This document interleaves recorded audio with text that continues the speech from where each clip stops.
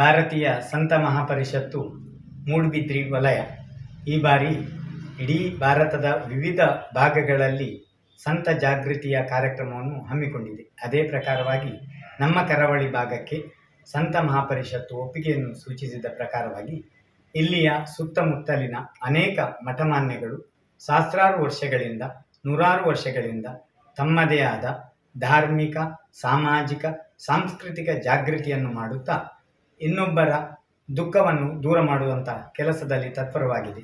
ಅತ್ಯಂತ ಶ್ರೇಷ್ಠವಾದ ಆರ್ಷ ಪರಂಪರೆಯ ವೇದ, ಆಗಮ, ಉಪನಿಷತ್ತು, ಜೈನ ಪುರಾಣಗಳ ಪ್ರಚಾರ ಪ್ರಸಾರದಲ್ಲಿ ದ್ವೈತ, ಅದ್ವೈತ, ವಿಶಿಷ್ಟಾದ್ವೈತ ಮತ್ತು ಜೈನ ಮೊದಲಾದ ಸಿದ್ಧಾಂತದ ಸಾರ ಸಂಗ್ರಹವನ್ನು ಅನೇಕ ಮತಧರ್ಮಗಳ ಸಮ್ಮಿಲನವನ್ನು ಈ ಕ್ಷೇತ್ರ, ಈ ಭಾಗ ಮಾಡಿದೆ.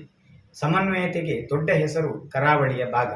ಇಂತಹ ಸಮನ್ವಯದ ಕೇಂದ್ರವಾದಂಥ ನಮ್ಮ ಅವಿಭಜಿತ ದಕ್ಷಿಣ ಕನ್ನಡ ಜಿಲ್ಲೆ ಸೇರಿದಂತೆ ಮಲೆನಾಡಿನ ಪಕ್ಕದ ಜಿಲ್ಲೆಗಳಾದ ಕೊಡಗು, ಶಿವಮೊಗ್ಗ, ಚಿಕ್ಕಮಗಳೂರು, ಉತ್ತರ ಕನ್ನಡ ಸೇರಿದಂತೆ ಅಲ್ಲಿರುವಂಥ ಪೂಜ್ಯರುಗಳು ಶತಶತಮಾನಗಳಿಂದ ಸಹಸ್ರಾರು ವರ್ಷಗಳಿಂದ ಧರ್ಮ ಜಾಗೃತಿಯನ್ನು ಮಾಡಿದ್ದಾರೆ.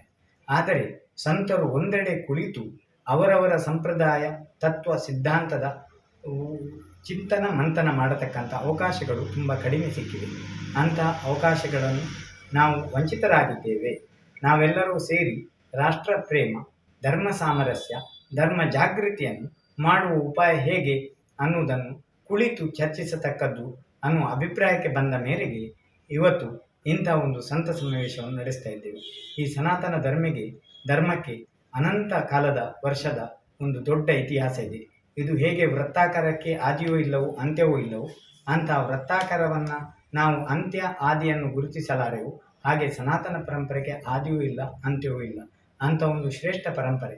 ಆ ಶ್ರೇಷ್ಠ ಪರಂಪರೆಯಲ್ಲಿ ಋಷಿಮುನಿಗಳು ತಮ್ಮ ಆರೋಗ್ಯ, ಆಯುರ್ವೇದ, ವೇದ, ಆಗಮ, ಮನಸ್ಸು ಮತ್ತು ಶರೀರ ಇದರ ಒಂದು ಆರೋಗ್ಯದ ಸಾಮರಸ್ಯವನ್ನು ಕಾಪಾಡುವ ಕೆಲಸವನ್ನು ಸಹಸ್ರ ವರ್ಷಗಳಿಂದ ಮಾಡಿದ್ದಾರೆ.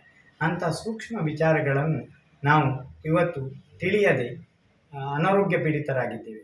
ಹಾಗಾಗಿ ನಮ್ಮ ಸುತ್ತಮುತ್ತಲಿನ ಪರಿಸರದ ರಕ್ಷಣೆ, ಪರಿವಾರದ ರಕ್ಷಣೆ, ದೇಶದ ರಕ್ಷಣೆ ಎಲ್ಲವನ್ನೂ ಮಾಡಬೇಕಾದ್ರೆ ನಾವು ಹಿಂದಿನ ಋಷಿಮುನಿಗಳ ಜ್ಞಾನವನ್ನು ಮತ್ತೊಮ್ಮೆ ಚಿಂತನ ಮಂಥನ ಮಾಡಬೇಕಾದ ಅವಶ್ಯಕತೆ ಇದೆ. ಈ ನೆಲೆಯಲ್ಲಿ ಈ ಸಂತ ಸಮಾವೇಶ ನಡೆಯುತ್ತಿದೆ. ಎಲ್ಲರಿಗೂ ಶುಭವಾಗಲಿ.